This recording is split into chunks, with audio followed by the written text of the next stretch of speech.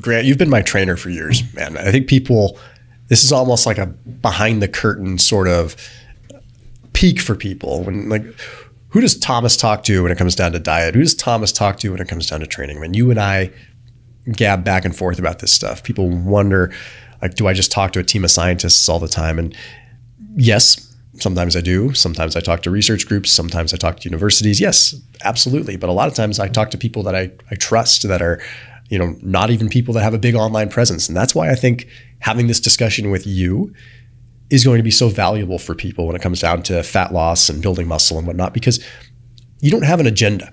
You're not trying to build this massive online following. Like, you just want to have good conversation and you're interested in diet and nutrition. And I mean, so we'll just jump right into it. Like, what does your daily food look like as someone that is pretty much just a brick house, lean year round, and 6'2", 230? I mean, something like that. 6'1". Okay.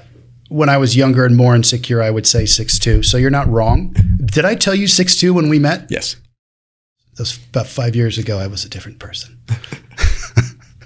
But so my daily food intake. Okay. So currently it's gonna be something I almost have to think about, because 2 weeks ago I kind of switched some things up because I was going to be on a podcast and I wanted to make sure I didn't have a double chin. Literally, that's the reason.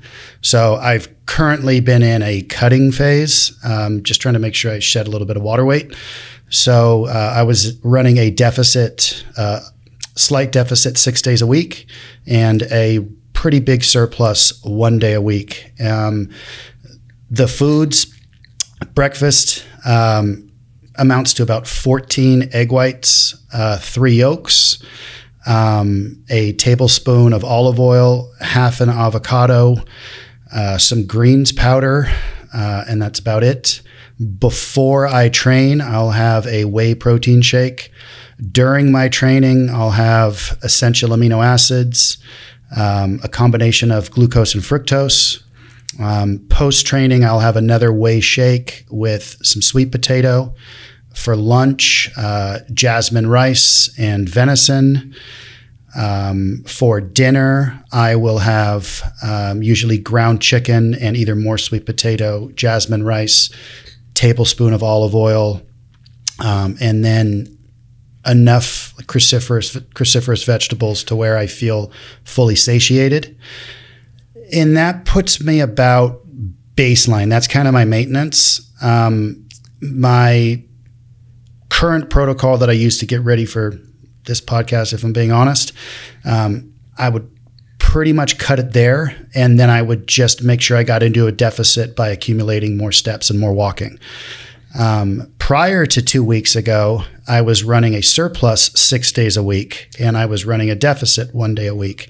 And the diet is the exact same, but in order to put myself into a surplus, before I would go to, as my last meal of the day, I would have Greek yogurt, blueberries, dark chocolate, honey, whey protein, and just make it into a big bowl of a tasty treat. And that would put me at about a 500 calorie surplus a day. And then 1 day a week, I would just do protein only, no carbs, no fats. It's crazy that when you put it like that, I think that is probably impactful for people, that your deficit diet looks identical to your surplus diet, with the exception of one tasty treat meal. Yes. And I think that's powerful, because I don't think people realize it sometimes that, okay, I'm just going to add this one thing in. Well, congratulations. Now you're in a surplus. So yeah, a 500 to 700 calories, which is going to be a pound a week. Yes. For most people. Yes. Right. Yes. I put a link down below for Thrive Market. I know this is a relevant pitch for them, but at the same time, it makes sense. There's a 30% off discount link down below. Thrive Market is an online membership-based grocery store, and it literally is their mission to make healthier food more available for people in areas that cannot get healthier food. They really wanted to make sustainability a real thing and be able to get real good, unprocessed, and even healthier processed food options into people's hands. So that link down below is a 30% off discount link for whatever you choose. You can fill up your grocery cart using that link, 30% off plus a free $60 gift. So 30% off whether you choose some beet chips or whether you choose siete tortilla chips instead of regular corn chips, or if you want jerky snacks or this or that. And a lot of the times it's gonna be much, much cheaper than you would find at many grocery stores. So that link is down below. It's in the top line of the description underneath this video. And again, 30% off and a free $60 gift. Okay, so prior to say doing, well, actually, let's back up and kind of unpack that a little bit. If you look at, say, what would your deficit look like over the course of a week during, the last couple of weeks? Like if you were saying, okay, I'm in a deficit throughout the week and then I have one surplus day, what would you kind of net out at the end of the week? Okay, so my deficit would be 6 days that ran concurrently, and my deficit would be 500 to 700 calories a day. Okay. And that variability would just be based upon if I wanted to take a longer dog walk with my dog than normal. So it wouldn't be food variability, it would be expenditure variability. And then, so that would put me at a deficit, like you said, of, potentially on average, let's just say 3,000 calories a week. And then that 7th day where I'm going into a surplus, I would go into a surplus for that day of 2,000 with a cheat meal.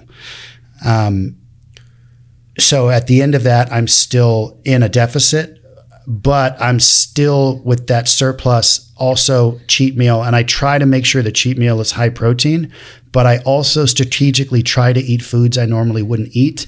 I find I actually get what I perceive as a better leptin response from foods that I normally don't eat. They do make me feel, it could even be dopamine, serotonin. It makes me feel a certain type of full to have 3 hamburgers and 2 donuts that I don't necessarily feel if I were just to simply eat more rice and beef and venison or foods that I already eat that maybe my body already knows how to handle those foods. And when I just increase the amounts of them, my ability to process those foods just increases with it. And it's just less impactful. So that cheat meal is a cheat meal. For me, it's important that it is actually high protein because I want it to be a useful meal, but also I just feel like it actually works a little bit better for me if those foods are, I try to make them,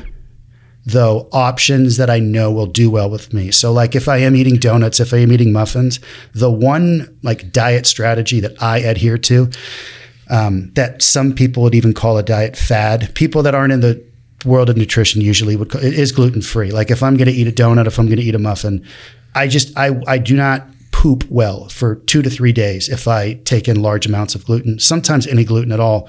And that just makes what I'm trying to do entirely counterproductive. So that's the one rule. So for me, I'm trying to find those foods that are actually treats that are outside the norm.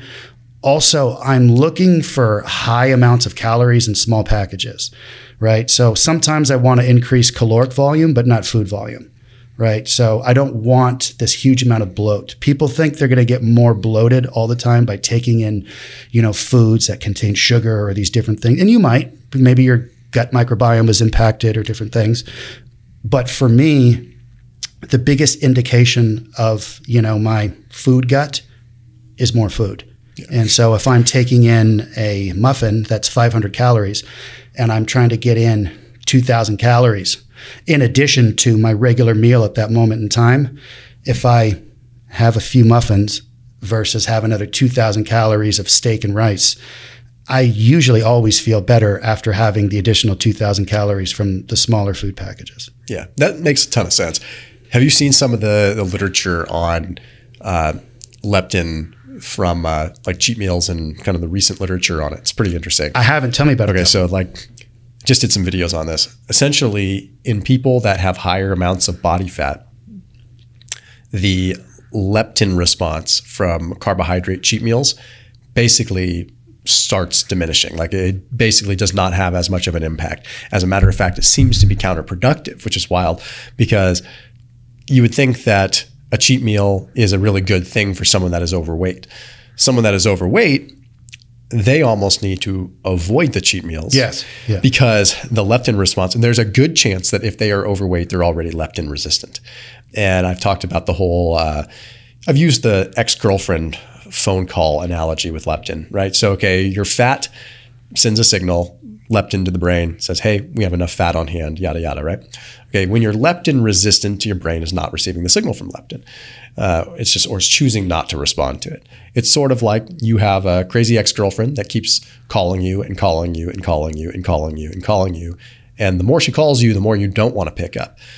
But if a year goes by, you're a little horny, you maybe haven't gotten laid in a while, she calls you, she hasn't called you in a year, you might be like, all right, Susan.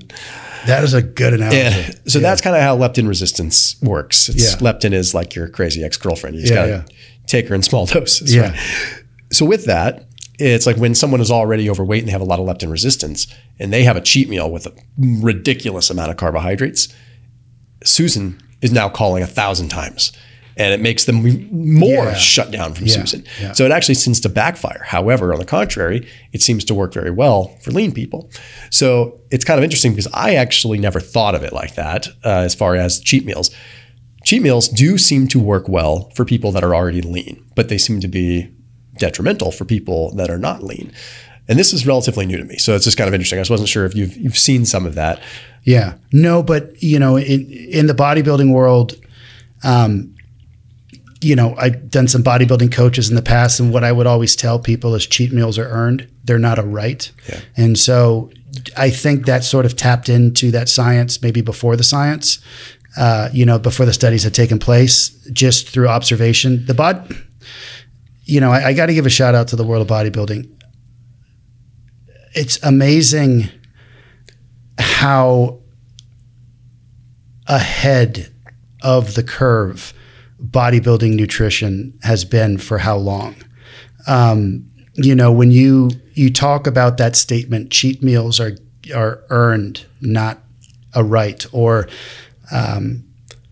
you know, they're not given, they're earned. What you're basically telling somebody is you're going to follow a plan that is going to pull weight off of your body.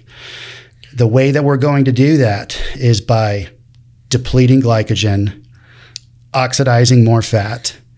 That's going to get you leaner, quicker, to the point where inevitably we could run into a situation where leptin downregulates or just performance downregulates. And at that time, we can deploy a surplus either for leptin's sake or for performance's sake.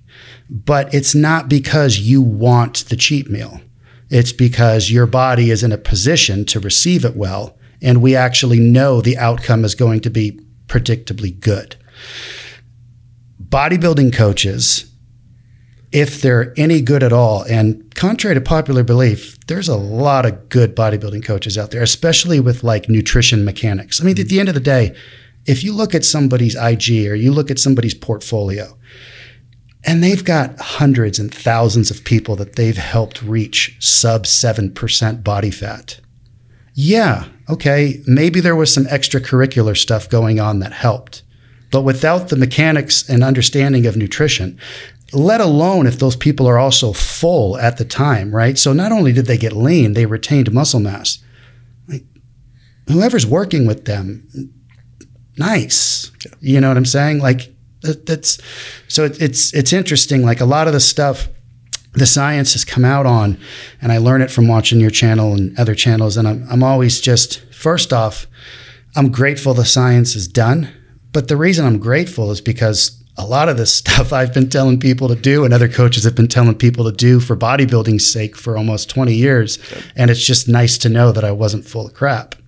Dude, it's really awesome to see. And I've always thought that the bodybuilding crowd has always been ahead of the curve.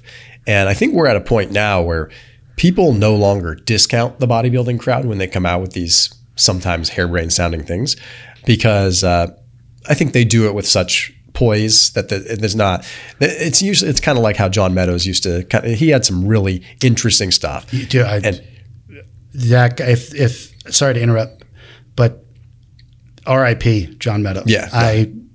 He was awesome. The only person, I've had other coaches, one of whom is a good friend of mine, great coach, great guy, still in the game, doing big things. But the only person I've ever paid for a program from was John Meadows. And that guy was awesome. Yeah. But I mean, in his approach, man, he was never a about it. Like he was always, and he so much of the stuff that he's talked about has turned out to be kind of true, you know, larger surpluses of protein and, you know, things. I mean, he was just an example, right? So many of these, so we don't seem to look down on that bodybuilding crowd as much as we did even 10 years ago. Like 10 years ago, there was like a certain level of, okay, that's bro science. Now bro science has evolved into like random weird TikTokers. Like if the bodybuilding crowd is talking about it, there's probably a little bit of, okay, this actually works. If, you know, skinny Justin McPherson, I don't know if that's a real person or not, sorry. But, you know, if he's randomly saying something or spewing nonsense on TikTok and that sounds like bro science, that's now bro science. Bro science that comes from the bodybuilding community, I don't know. It has an element of like, you know what, maybe we should listen to these guys. But, you know, coming back sort of full circle to the whole discussion here, I feel like when bodybuilders take a look at cheat meals, it is absolutely a calculated maneuver. It's not a lot of people look at cheat meals as sort of an emotional thing. Yes. Like I've earned this emotionally, or I need this to survive, or I need this to continue and to sustain. If that's why you need to do a cheat meal, you might want to look at doing a different style of diet. 100%. Because that's when you do run into problems, is when you start, if it's an emotional gift to yourself for doing good emotionally throughout that last week, that's not exactly what we want to condone. We don't want to reward the fact, you know, that's getting into weird psychological territory that can probably cause some problems. So I've had clients over the years who, especially a lot lately, I've been doing this. You know, I get older and change perspective on things and, you know, just have more empathy for people, and also just am less likely to demonize food.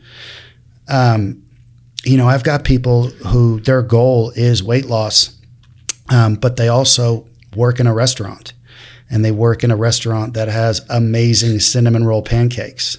And the chefs in that restaurant, you know, they're just making extra pancakes because they know this person loves these pancakes. They don't know necessarily that this person is there trying to resist eating a pancake. That person's in the eye of the storm. That person works 6 days a week, right? I tried with that person telling them not to eat any pancakes, and then we'll get you into a deficit. We'll get your weight down. We'll start working in cheat meals. That person, from a personality standpoint, was not cut out to swim upstream every day. Okay. They weren't that type A personality that likes a fight, right? They were somebody that actually does better with a little bit more engagement of, again, where they are currently, where they want to be. They're able to, you know, have dialogue in their head about things that are a little bit more introspective and emotional. And, you know, they may just need a little treat every day, not because they're weak or not because it's just from a personality standpoint, they can keep things in check better by potentially stepping a little bit outside themselves frequently, as opposed to reining it in to the point where you're just resisting all the time. And then comes along your one opportunity to indulge, but indulge just a little bit. And instead of indulging just a little bit, they eat the house down. Okay. And you can tell that person not to. And you know, over the course of a couple weeks, you know, you don't just shut something down because it didn't go well once. But when that happens 5, 6, 7, 8 weeks in a row, or nutrition protocols in a row, at some point you have to consider, okay, this isn't like this concept isn't merging with this personality. And what is going to provide this personality type with a better chance to succeed? And often it's just occasional planned, little side steps that may not make a lot of sense to somebody who's extremely regimented, who's always avoiding sugar, who's always just dogmatic about what foods they think are acceptable and unacceptable. So yeah, I mean, I know it's kind of a long-winded answer, but that's, in a nutshell, kind of just, how I navigate nutritional strategy with different clients is just more so looking at the personality component and making sure that the protocol that I'm prescribing actually aligns with, their personality and their ability to execute it. And if it doesn't go right, I'm not going to continue to try and pound a square peg and do a round hole. And I'm definitely not going to make the person feel like it's their fault. Ultimately, I have to get more creative and I have to find a solution to a problem. And there might be multiple solutions, and it's on me to find them. Let's talk supplements for a little bit too, because I know that you're someone that's a world where you and I talk a lot. Yeah. We're always kind of intrigued by different things that are coming out. What's your current batch of supplements look like right now, and why? How much time do we have?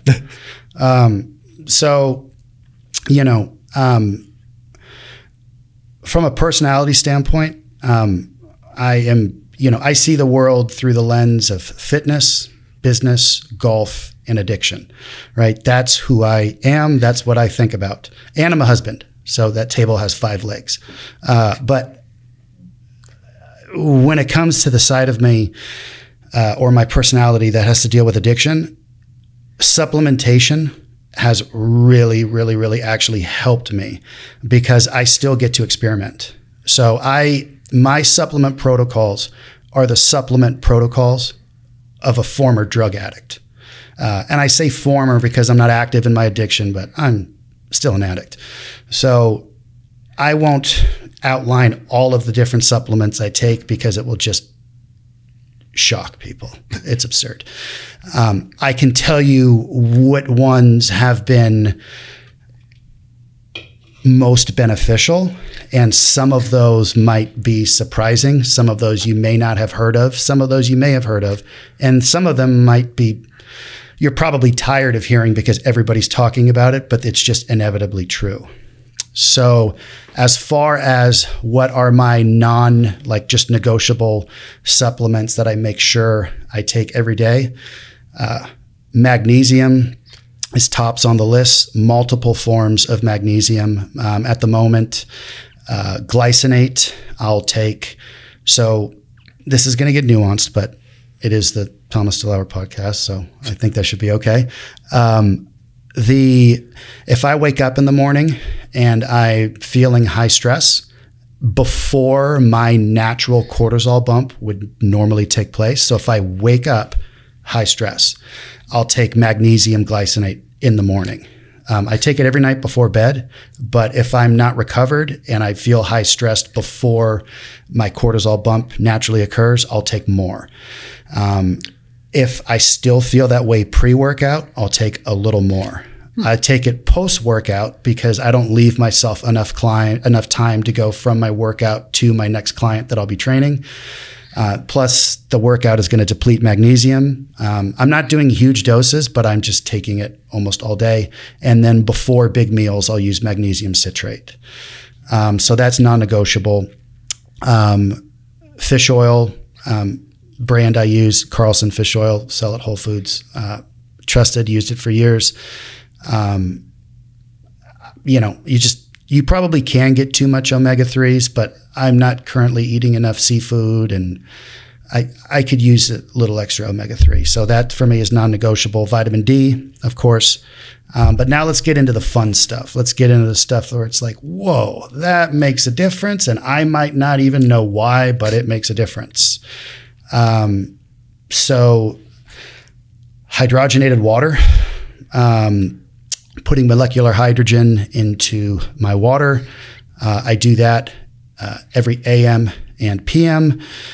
I should probably look into it, but I've heard people say, and I'm going to repeat it, hopefully they're right, It is the smallest antioxidant, therefore has the ability, I believe, to cross the blood-brain barrier very easily. People that are, high oxidative stress individuals working out habitually the way that I do with the intensity that I do, also at times abusing stimulants the way that I do, that is just one that negates some of my shortcomings as far as my approach in life. I definitely feel like a more stable person for having that in there. As far as what impacts performance, that kind of made me raise an eyebrow like, whoa, this is crazy, would be urolithin A. Thanks to you, I reached out to you on that. Normally I just pull the trigger on supplements. I don't need, but I had been spending so much money recently, and this was another $60 a month.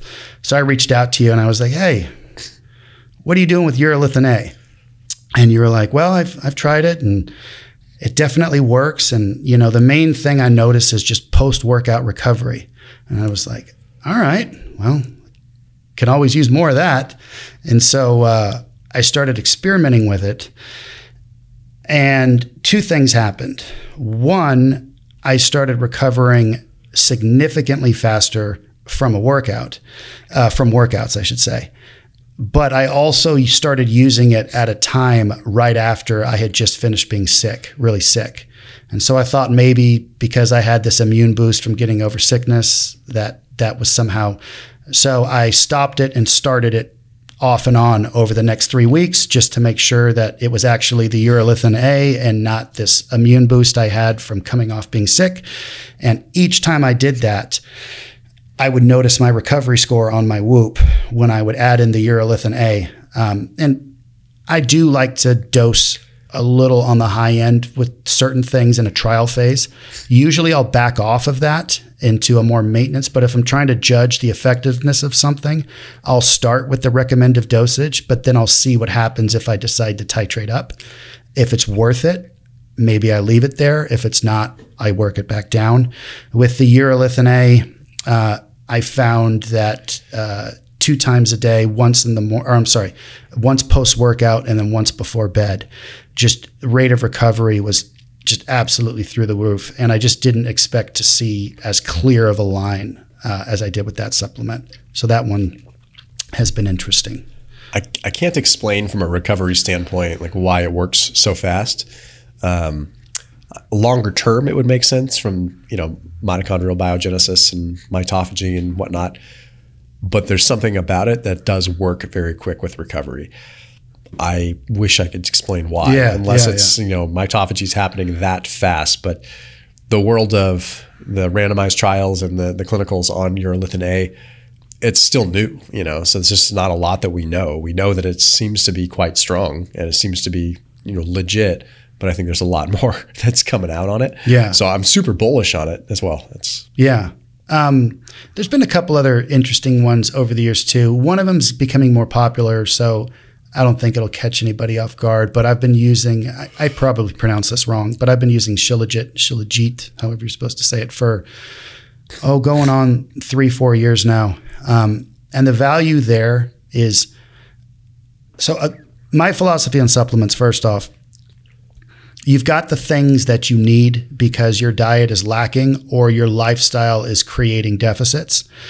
Those are going to be your vitamins. Those are going to be your minerals. Those are going to be your amino acids, things that actually have master functions in the body. And then they have dozens of other functions they contribute to. So if you're lacking those things, B vitamins, energy substrates, you're probably not going to feel as good. But as far as what I'm doing with supplementation, I'm hedging against other poor behavior, right? So what is the poor behavior that Shilajit hedges against? Too much caffeine, right? So I am leaching minerals because I am addicted to caffeine. Willingly, I love drinking coffee. I'm not even considering reducing it. I am at my threshold. I know my threshold because I've gone beyond it. It is, I love it. I know people say, oh, you should wait an hour after you wake up, or not. Not anymore. That was just recently done. Oh, is it? So, yeah, sweet. We're good. Okay. Yeah. Awesome. Well, it didn't even occur to me. I just love coffee.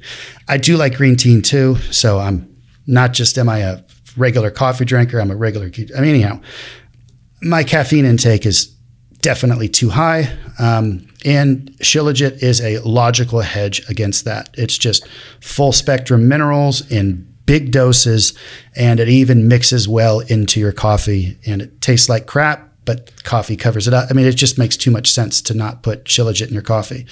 So, you know, a lot of my strategies when it comes to supplementation aren't necessarily about the value of the supplement standalone. It's the value of the supplement to help offset another deficit that I created by being a flawed human. Yep.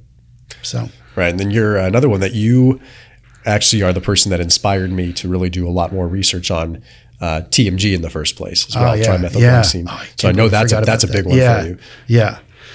So the cool thing with TMG was, we were just talking about this earlier. So I've been taking NMN for about 2 or 3 years, and that's one of those supplements. I don't know this to be true, but I think it is. I think you had a lot of startup companies that got into as NMN, and people like David Sinclair were, you know, bringing it to the forefront. They decided to launch their supplement company with NMN as a product, and they started making very good, high quality NMN products at a relatively low price point, built their clientele, and then over time, the product began to dissipate in quality. I don't know that for sure. I'm not sending stuff in to get lab results, but I just felt the effectiveness kind of slip away. So I stepped away for a while, and then started taking NMN again about a year ago, and it definitely, I definitely got a bump in energy from it. I definitely got a bump in recovery. I definitely felt like it was working. But I noticed that some NMN supplements were starting to contain TMG. And because I am who I am, I didn't even bother to look up what TMG was. I just was like, this is in there for a reason. I'm going to start taking mine with TMG. And then when I took it, I was like, oh, okay, this NMN works better. Again, not realizing that it was the TMG. Yeah. I mean, the NMN works, but like the dramatic way, the way that NMN had so much hype behind it that my initial instinct was to think it could never be the TMG making me feel this way. This is just the TMG helping the NMN do its thing. And in reality, I vetted that out by removing the NMN and simply just taking the TMG. Yep. And the TMG is the prime, you know, I mean, that as far as what's going on there, you know, probably from a methylation standpoint, now that, you know, I've looked into it a little bit, that is a dramatic one. And then interestingly enough, I did watch your video. I didn't know either at the time I was taking it, but I did notice that even in a cutting phase, I was leaning out faster, but my body weight was staying higher. And I just thought that I had put more tissue on. So maybe, you know, but normally I have a pretty good indication if my training is actually helping me put on tissue. I usually know those things. And I haven't really been training in a way that would promote new tissue. I've been training in a way that would help me maintain my current tissue. So to have an extra 2-3 pounds seemed kind of strange. But then after watching your video, for some reason it's drawing water into the muscle cell. Is that correct? The one body of literature that was really interesting with TMG was that it was people that didn't take TMG would lose, they would had a gain in water weight, whereas the people that took the TMG were not having gains in water weight, but still having gains in muscle. So it was like the placebo group was actually having a gain in muscle in water weight, which was what was really interesting. Because ordinarily something exogenous is going to probably, if anything, have an impact on water as a first line of defense. It's probably what you'd notice first, up or down. It's probably water related. If everything's the same and you add something new in and you have a rapid change, more than likely, up or down, it's water. That's what was interesting with this, is that the placebo group was the one that had the water change as far as like hypertrophy was concerned. There was not a lot of water change with the TMG group. So it was like more inclined to actually be legit muscle preservation and or mass building, along with increased fat oxidation and decreased fat mass in general. So it's really inexplainable. Like, we don't know why. Yeah. Mechanistically, there's a million different reasons because there's a lot of papers on betaine. Yeah. But we could pick one, right? So we don't really know what's going on. Increases in fat oxidation are pretty high with TMG. Yeah. And just in its methylated form, I mean, that's powerful in a lot of different ways. That could be acting on a lot of different pathways. Also, the same way that it impacts NMN by essentially making it so there's less risk for oxidative damage and more harnessing the power of NAD, so to speak, where it's like corralling it more and less risk of, it increases the ability of NADH to actually like move it along, right?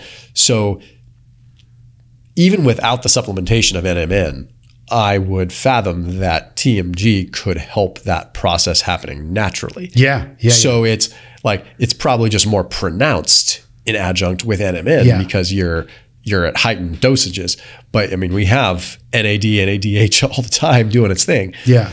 So it would make sense that if you're taking TMG, it's going to just enhance that pathway. So probably in a similar way to creatine, by just increasing energetics, motor unit recruitment, more contractile tissue, actually like working when you're working out, you're probably recruiting more.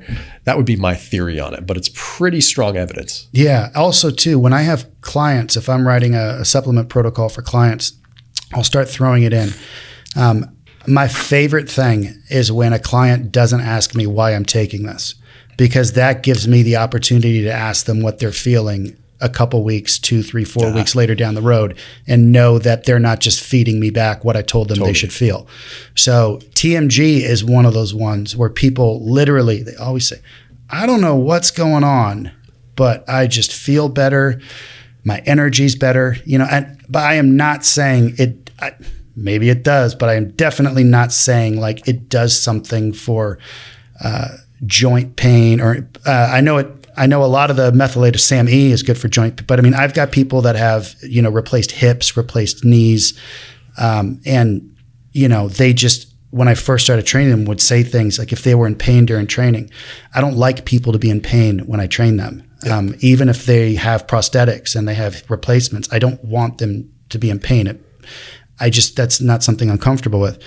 But some people are just tough and they've dealt with it for a long time, and they will occasionally. I have one guy, he's 70 years old. He's a nurse. He's just an awesome fit guy. And he's just so tough and he's always in such a good mood. And he convinced me to just let him ride out pain against my better will. Not, in perpetuity, but like if he was just having a day where his hip was bothering him and I was like, there's other avenues we could take today. He'd be like, no, I'm going to work through it. Okay.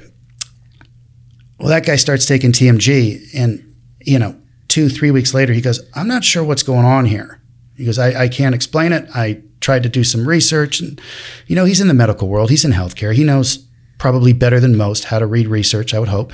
And he's like, I didn't see anything. He's like, my joints, and the joints around the prosthetic specifically. He's just like, something is going on here. And the only supplements that he started taking were NMN and TMG. And I had him start the NMN first alone before starting the TMG. Not because I told him to, but because he was smart enough to say one at a time. Yeah. So, and then he added the TMG and he was like, whoa, what's going on here? So, the cool thing is you have so many people on the internet that hate supplements. Like it's, you're peddling supplements or this or that. I think people need to change the paradigm in how they look at supplements. For sure. For real, because these aren't things that we're not telling you to take handfuls and handfuls and develop $1,000 a month habit of taking supplements. And I think that's the first thought that people have when they think supplements. Supplements are fun. Yes. They are fun to experiment with. Yes. I get my rocks off. Yes. I don't have to go do street drugs. Yes. And if that's a problem, fine, because like this is my what a problem to have. Yeah, it's my drug of choice. What like a problem I to have. do enjoy Yes. taking, and you know what? If it's a placebo effect, I don't care. That's okay too. Yeah, and it's fun to challenge if something you know to be working is a placebo effect by stopping the supplement too. Yeah. So tinkering doesn't just mean consumption. Tinkering means willingly stopping something that you don't want to stop to correspond a feeling to reality and to make sense of things. And that is absolutely exciting. Maybe it's not exciting to people that aren't as into fitness or nutrition as you and I do understand that. But, you know, there's also kind of this, I think people wear it as like a badge of honor that, you know, they're going to do things without assistance, you know, and I don't want to say necessarily that it's, you know, rooted in ego, but I think, you know, sometimes people, I just think that they are kind of, like you were saying about having fun with it. They're looking at it as something where if they're lucky, maybe it adds a little bit of value, but then it's also going to drain them financially. Yep. And they're not looking at it as, you know, an experiment potentially like with pleasure. You know, people typically don't have a hard time investing in things that are fun for them. So the notion that, you know, taking something and monitoring performance or monitoring the way that you feel, that shouldn't be hard for somebody that's already working out to wrap their head around. You're probably already doing that with your workouts. So if you're not thinking about how you feel after a workout or after you train or after you run or after you do these things, like you're probably not going to improve as much as somebody who is, because your ability to progress over time is going to be limited by the fact that you're just going to the gym and then it ends when the workout ends and you're not going to unpack any of the potential data that could come. Yeah. Information is going to help you know what to do in the future. And supplements really, really, really are, you know, they offer that in spades. Like it's, I don't know. I definitely enjoy it too. I think it's fun. One thing that I've done before that I encourage people to try every once in a while is double blind yourself. So like you could actually do it. I did it with, I've never done that. Yeah. I can't remember where I first did it. I've done it with a number of things.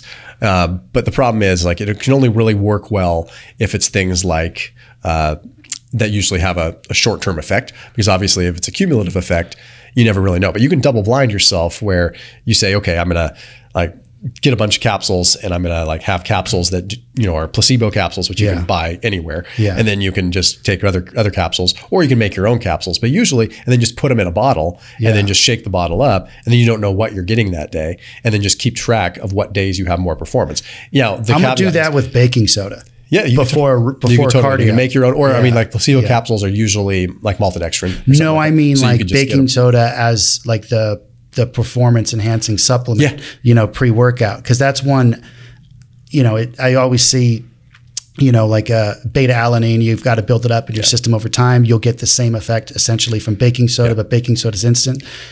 For whatever reason, even knowing that to be true, I still have beta alanine, and I haven't tried I've wanted to try the baking soda before cardio or like endurance workouts for a long time, but that'll give me a fun way to work that in. Yeah, it's an interesting thing. Like I've noticed it, you know, significantly. I've done it even with caffeine. Just like, I mean, I've done it for years. I've always been a fan of it. And I don't know if they have them on Amazon, but usually you can just go to like bulk supplements. You can do whatever. You can get your own little capsules, fill them with maltodextrin, or if you just buy placebo capsules, they have tablets and capsules, usually either sugar or maltodextrin. The problem with the sugar capsules is you can taste it. The maltodextrin you can't taste. But just double blind yourself. And, you know, like sometimes the capsules are going to be different sizes, which is why you kind of almost literally blind yourself, close your eyes. You're not going to notice the difference, right? So, I mean, do that. I've done it with all kinds of different things. One thing I've done it a lot with is like various mushrooms and things like that, like different adaptogenic mushrooms, because those are ones where the jury is still out, right? Like, if you take a look at some of the things like, you know, ashwagandha on performance, okay, there's evidence that suggests really short-term improvements in time to exhaustion.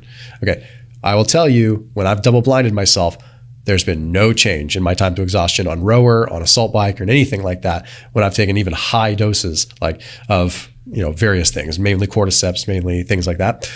With that being said, over the long term, I notice an improvement. But then how do you tell it's not just, okay, am I testing adapting myself? to the exercise? Yeah, I'm testing myself more frequently. Yeah. But the way that I look at something, and I know that Dr. Mike Israetel said the same thing, the way you know a supplement is working is you feel it. Yes. If you don't feel it, you're probably going to trick yourself into thinking you feel it. Yes. At that point, it's probably not worth taking. Yes. So if I was to double blind you and give you, you're so like built up to caffeine, but like, if I were to give you 500 milligrams of caffeine versus a placebo, you would feel. I would know. You would feel the 500 caffeine. And know. That's how you know something works. Yeah.